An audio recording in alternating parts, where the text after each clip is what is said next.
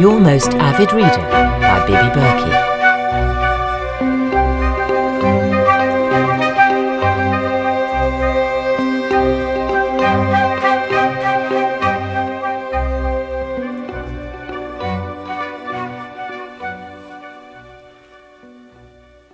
The Women in the Woods, Chapter 11.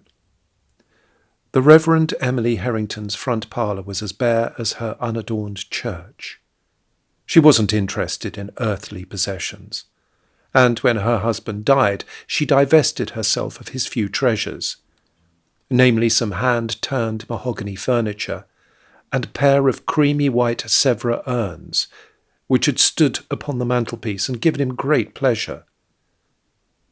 The mahogany chairs had been sold to raise funds for the church, and the urns were packed into a chest in the attic space above the maid's room. The primrose walls were whitewashed, and an oak table and 2 chairs was brought in to serve the widow in all her needs, from eating to writing. It filled Mrs. Herrington with joy to see the sunlight lavish itself across the silk surface of her refectory table. Everything was plain and open and honest and true. There was nothing to hide. The Herrington house was a small affair, but smart and situated just off the high street in the market town of Louth. Its black front door opened directly onto the pavement, and callers often found themselves dodging the human traffic as they waited for admittance. Mrs. Herrington liked to answer the door herself, often calling to Sarah the maid to stand down and leave it to her. It was a day of gauzy brightness and subdued warmth in the middle of September, when the bell by the front door clanged, and Emily Herrington was disturbed in the middle of writing her latest pamphlet. She wiped the nib of her quill on a piece of calico and stood up from her chair. Sarah was out. The Reverend waited a dignified stretch of 20 seconds and then entered the little passageway which led to the front door. Nicholas Rouse stood on her step and didn't wait to ask for admittance. She was used to his abruptness and smiled as he pushed past her. The young man made his way to her parlour and slumped at her table. "They should be hanged for what they've done," he muttered. "They will be hanged, by God." "Nicholas," said the Reverend, and seated herself opposite him, reaching across the table to calm his jittery hands. "What ails thee?" "The she-wolves. They ail me." "Ah," she said, adopting the tone of an indulgent mother. "The Hesiot women, you can't let them be, can you?" "Don't feign compassion," he spat. "You hate them as much as I do. The labourers were slung out of their cottages for these whores. But now their old homes lay empty while the women busy themselves building new ones. It's a mockery of justice. The displaced people were worked half to death on that estate, but at least they had decent homes. Now they're without roofs as the winter draws close. And why? Because it took the fancy of some heartless bitch of a squire's wife to replace her workforce with these foreign imbeciles." "But that's not all, is it?" smiled Mrs. Herrington. "You mean the rumours, the infanticides?" "This is what will do for them in the end, I'm afraid," she said, shaking her head pityingly. "How is it that they're without boy children? Natural causes or unnatural behaviour? No community can live with that question in its midst." Dowes flung up a hand in violent exacerbation. "But only Hadley himself can convene a court hearing, and he won't. He would never dirty his hands with such a low subject. It would implicate him any case, the women being his labourers now." The Reverend pushed back her chair and considered him a moment. "Men are the slaves of their tempers," she mused. "Such a shame that they cannot control themselves or use their strength more effectively. They wish only to destroy." Rouse's true talent, she had long realised, was not pedagogy, but in the whipping up of a crowd. "Why can't you let the woman be?" she said. "She is with child." At this, He clenched his fist. The child is yours. The child might be mine, he admitted. It might be the child of 6 men of Lincolnshire for all I know.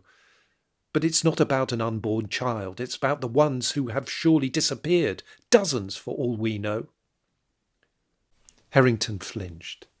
She didn't believe for a moment that the Hesiod women could kill their own male children.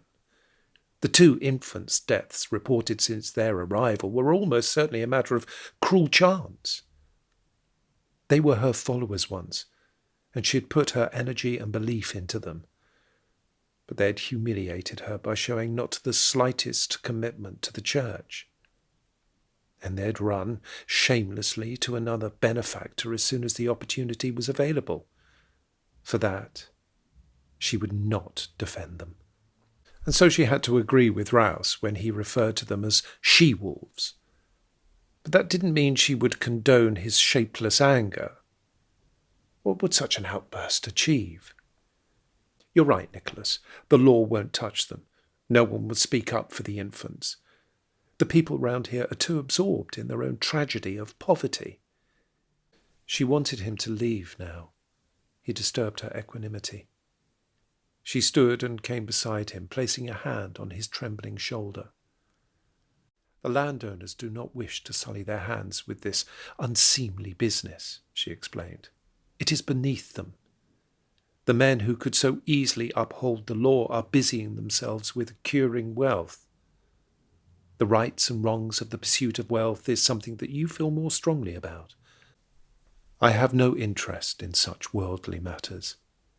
But let me tell you this. When the people are wronged, they will take matters into their own hands, and there is nothing that a squire can do about it. It is the people who will decide if they can endure this injustice any longer. They will take on the role of the judge. And in this evocative way, the Reverend Emily Herrington placed a germ in the young Nicholas Douce's mind that would seal the fate of the hapless Hesiod women, who had dared or been so foolish as to wash up on these shores in such tumultuous times.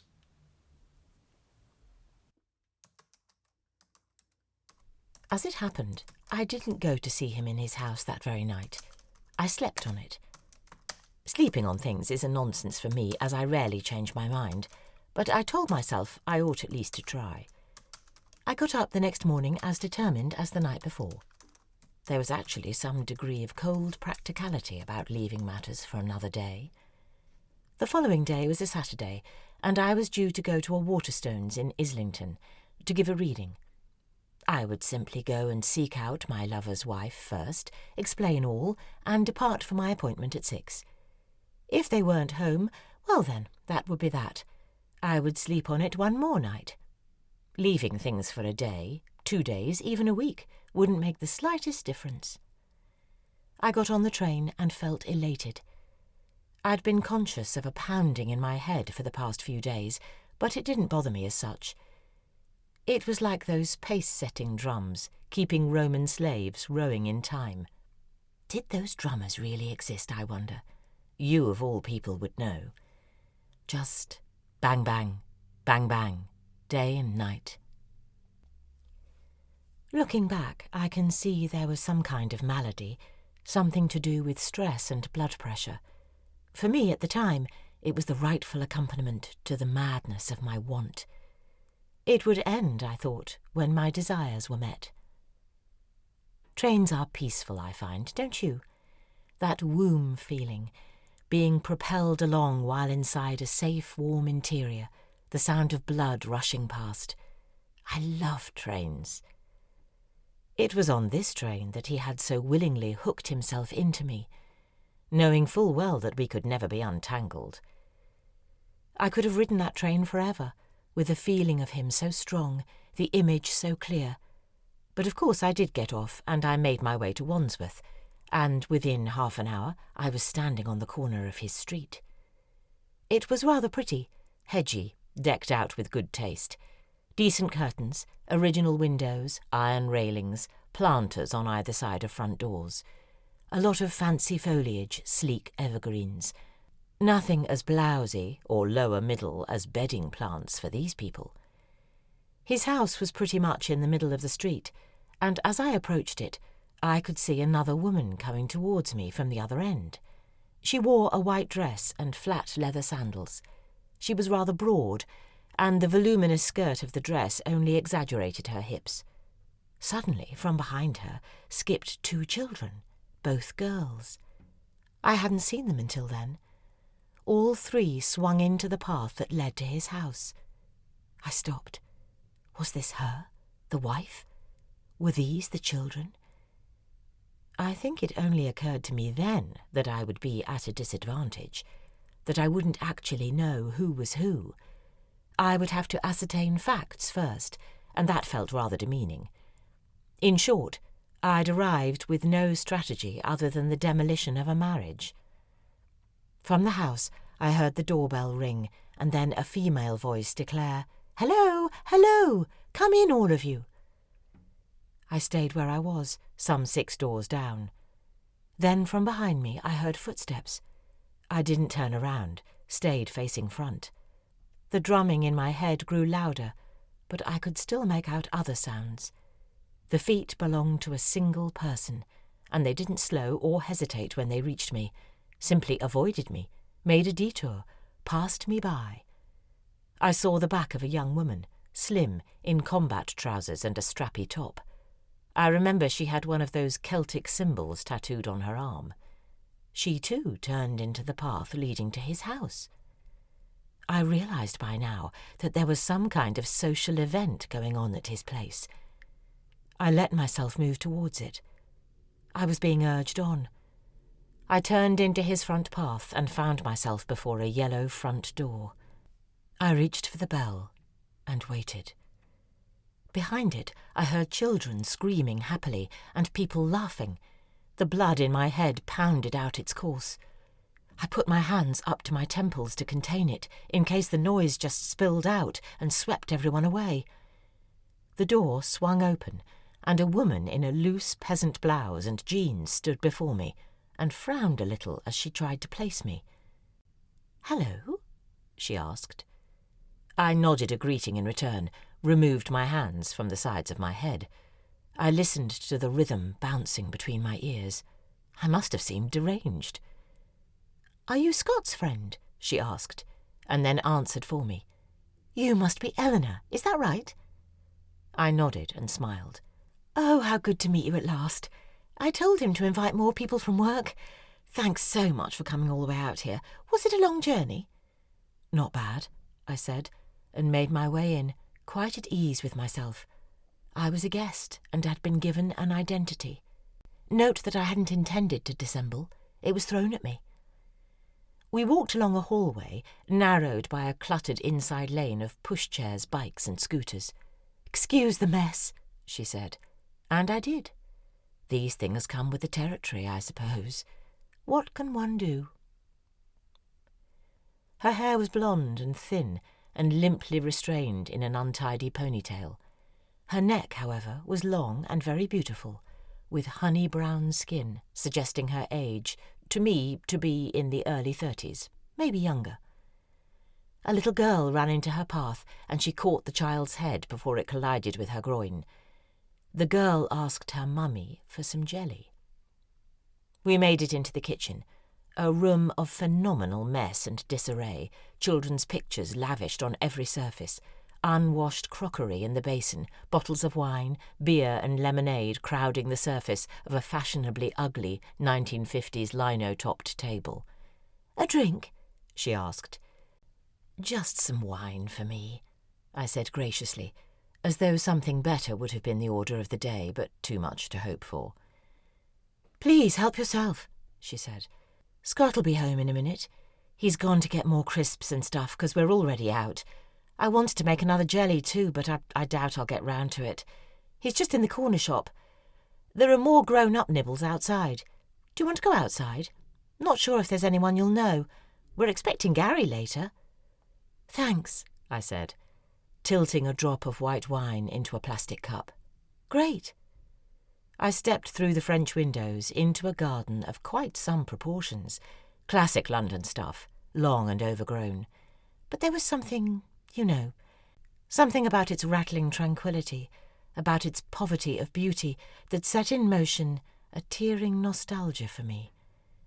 For the family home, for the chaos of living among those one loves, for the dusty, dirty busyness of a home with children, a home where children bring other children to play, and where parents come and go with ease and familiarity. Living in a street. Why would anyone choose anything different?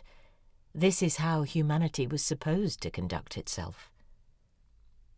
"Eleanor," she called. I turned at once, because I already knew myself by that name. "Eleanor, do you know Martin?" "No," I said. "'Fraid not, sorry."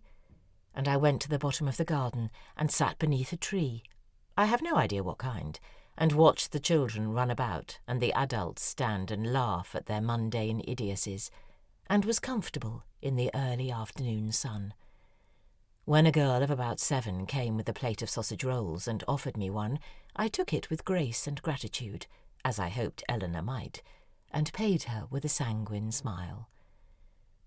What a great game! What a mad old cow I was! How soppy! How off my rocker! So what? None of it was all that wrong.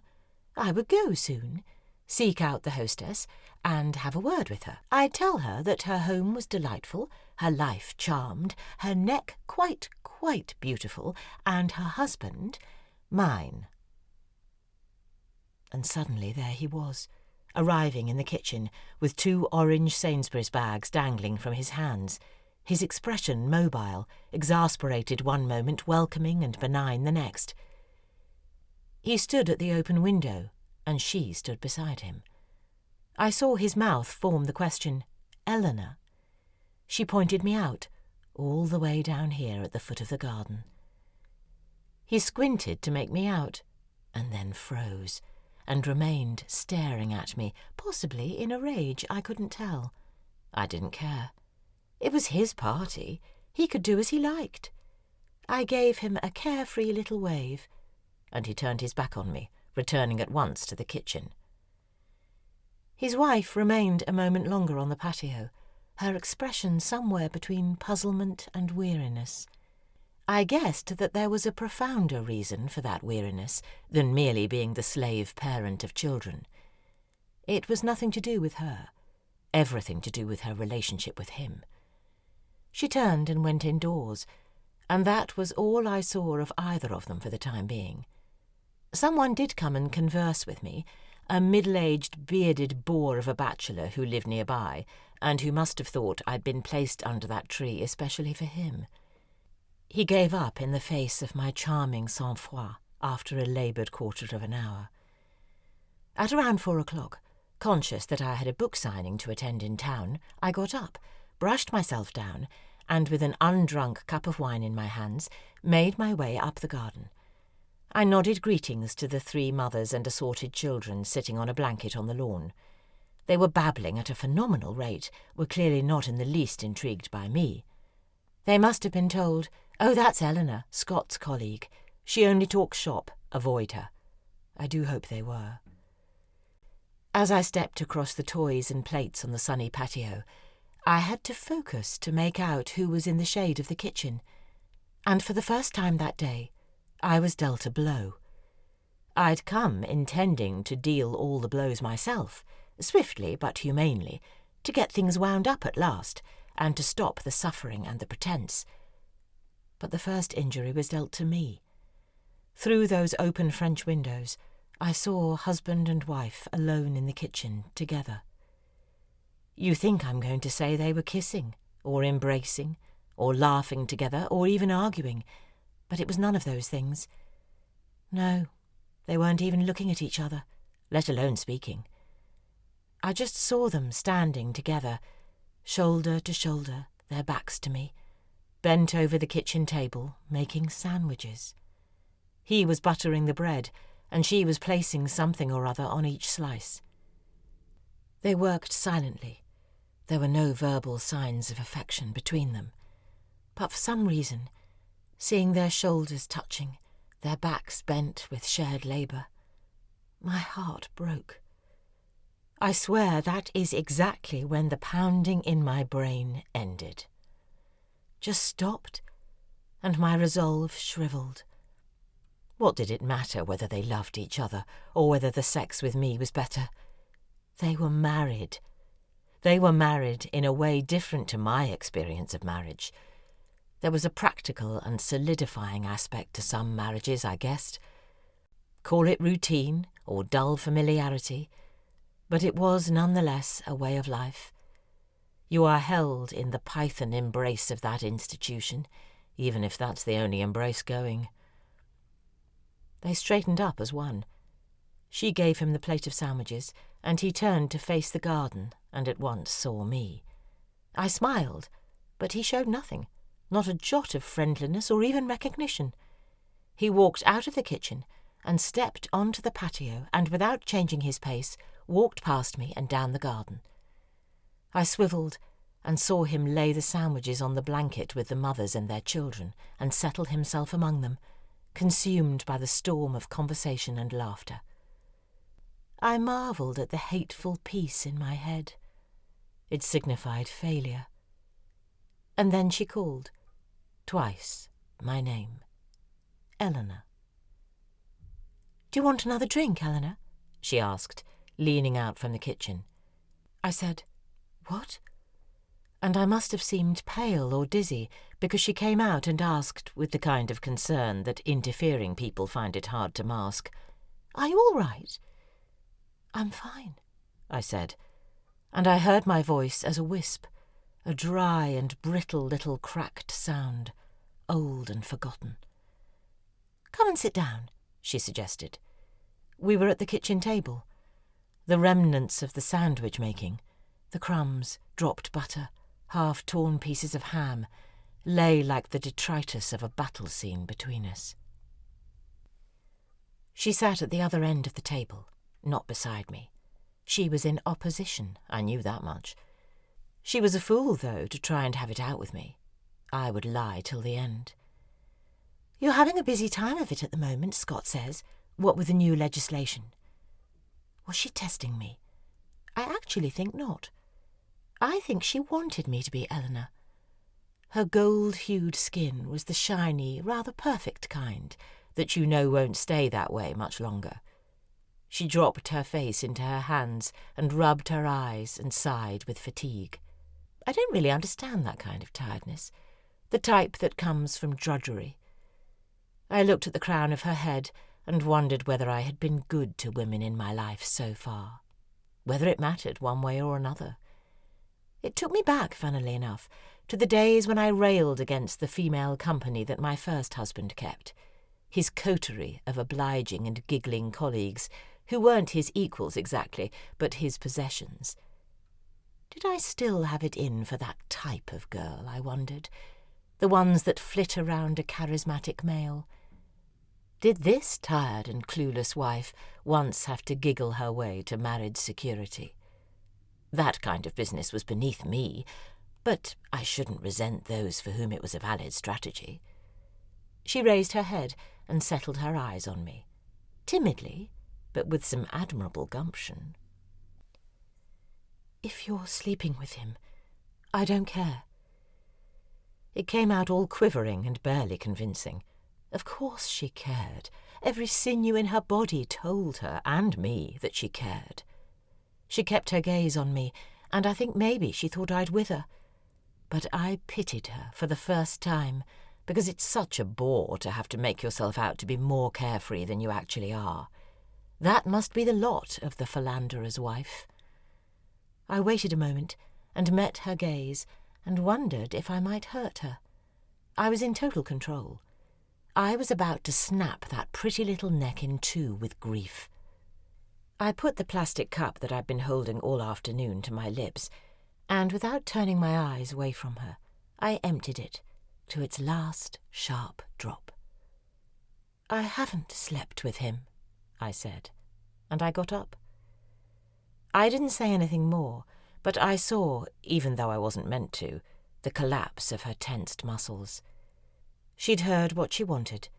She must have been so wound up, poor girl, so taut, so utterly petrified of my response, that to hear my words was to bathe in relief. Good for her. I left the house, and I walked down the street, and the evening sun was bright and reflected off the glossy laurel leaves in the front gardens. My head resounded with a massive emptiness. Any lingering youth or frivolity finally left me, and I got the picture at last. There was nothing to hope for, nothing to fight over. I went and signed some books for my lavishly grateful readers.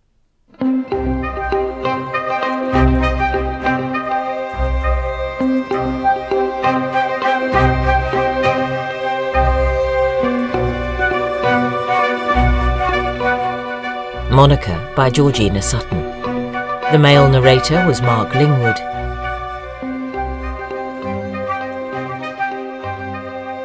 Your Most Avid Reader was written by Bibi Berki with sound editing by Mark Lingwood. It was made by Tempest Productions and brought to you with the kind support of Rattlesnake Books, an established seller of books, maps, ephemera, art and curiosities. Rattlesnake Books can be found on Instagram, Etsy, Abe Books and Biblio.